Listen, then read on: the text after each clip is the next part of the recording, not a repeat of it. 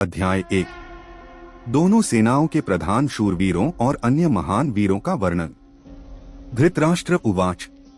धर्मक्षेत्रे कुरुक्षेत्रे संवेता युयुत्सवः मामकाः पांडवाश्चैव किम कुर्वत संजय।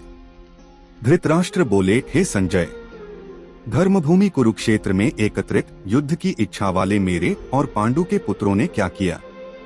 संजय उवाच। संजय बोले, उस समय राजा दुर्योधन ने व्यूहरचनायुक्त पांडवों की सेना को देखा और द्रोणाचार्य के पास जाकर यह वचन कहा, हे आचार्य, आपके बुद्धिमान शिष्य द्रुपद पुत्र धृष्टद्युम्न द्वारा व्यूहाकार खड़ी की हुई पांडुपुत्रों की इस बड़ी भारी सेना को देखिए। इस सेना में बड़े बड़े धनुषों वाले तथा युद्ध में भीम और अर्जुन के समान शूरवीर सात्यकी और विराट तथा महारथी राजा द्रुपद, धृष्टकेतु और चेकितान तथा बलवान काशीराज, पुरुजित, कुंतीभोज और मनुष्यों में श्रेष्ठ शैब्य, पराक्रमी युधामन्यु तथा बलवान उत्तमौजा, सुभद्रा पुत्र अभिमन्यु एवं द्रौपदी के 5 पुत्र, ये सभी महारथी हैं। हे ब्राह्मण श्रेष्ठ, अपने पक्ष में भी जो प्रधान हैं, उनको आप समझ लीजिए। आपकी जानकारी के लिए मेरी सेना के जो सेनापति हैं, उनको बतलाता हूँ। आप द्रोणाचार्य और पितामह भीष्म तथा कर्ण और संग्राम विजय कृपाचार्य तथा वैसे ही अश्वत्थामा, विकर्ण और सोमदत्त का पुत्र भूरिश्रवा और भी मेरे लिए जीवन की आशा त्याग देने वाले बहुत से शूरवीर, अनेक प्रकार के शस्त्रास्त्रों से सुसज्जित और सबके सब युद्ध में चतुर हैं। भीष्म पितामह द्वारा रक्षित हमारी वह सेना सब प्रकार से अजेय है और भीम द्वारा रक्षित इन लोगों की यह सेना जीतने में सुगम है। इसलिए सब मोर्चों पर अपनी अपनी जगह स्थित रहते हुए लोग सभी निःसंदेह भीष्म पितामह की ही सब ओर से रक्षा करें। दोनों सेनाओं की शंखध्वनि का वर्णन। कौरवों में वृद्ध बड़े प्रतापी पितामह भीष्म ने उस दुर्योधन के हृदय में हर्ष उत्पन्न करते हुए उच्च स्वर से सिंह की दहाड़ के समान गरजकर शंख बजाया। इसके पश्चात शंख और नगाड़े तथा ढोल, मृदंग और नरसिंघे आदि बाजे एक साथ ही बज उठे। उनका वह शब्द बड़ा भयंकर हुआ। इसके अनंतर सफेद घोड़ों से युक्त उत्तम रथ में बैठे हुए श्री कृष्ण महाराज और अर्जुन ने भी अलौकिक शंख बजाए। श्री कृष्ण महाराज ने पांचजन्य नामक, अर्जुन ने देवदत्त नामक और भयानक कर्म वाले भीमसेन ने पौंड्र नामक महाशंख बजाया। कुंती पुत्र राजा युधिष्ठिर ने अनंत विजय नामक और नकुल तथा सहदेव ने सुघोष और मणिपुष्पक नामक शंख बजाए। श्रेष्ठ धनुष वाले काशीराज और महारथी शिखंडी एवं धृष्टद्युम्न तथा राजा विराट और अजय सात्यकी, राजा द्रुपद एवं द्रौपदी के 5 पुत्र और बड़ी भुजा वाले सुभद्रा पुत्र अभिमन्यु, इन सभी ने, हे राजन, सब ओर से अलग अलग शंख बजाए और उस भयानक शब्द ने आकाश और पृथ्वी को भी गुंजाते हुए धार्तराष्ट्रों के अर्थात आपके पक्षवालों के हृदय विदीर्ण कर दिए। अर्जुन का सैन्य परीक्षण, गांडीव की विशेषता। अर्जुन उवाच।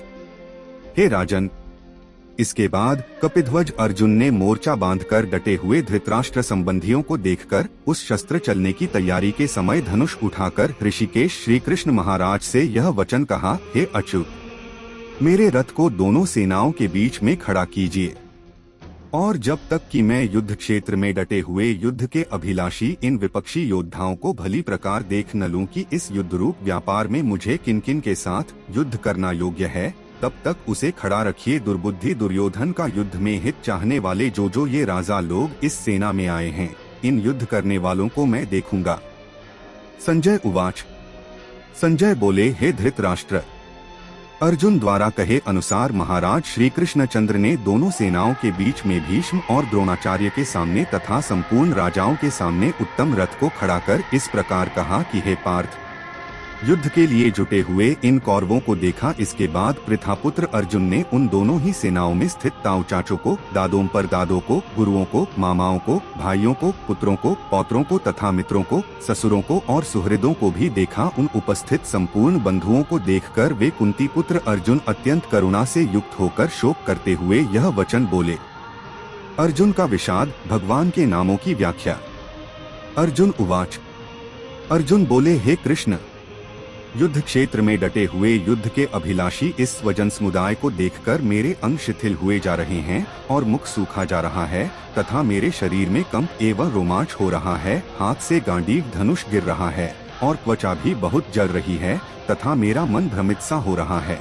इसलिए मैं खड़ा रहने को भी समर्थ नहीं हूँ। हे केशव, मैं लक्षणों को भी विपरीत ही देख रहा हूँ तथा युद्ध में स्वजन समुदाय को मारकर कल्याण भी नहीं देखता है कृष्ण।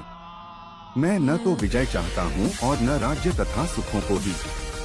हे गोविंद, हमें ऐसे राज्य से क्या प्रयोजन है अथवा ऐसे भोगों से और जीवन से भी क्या लाभ है।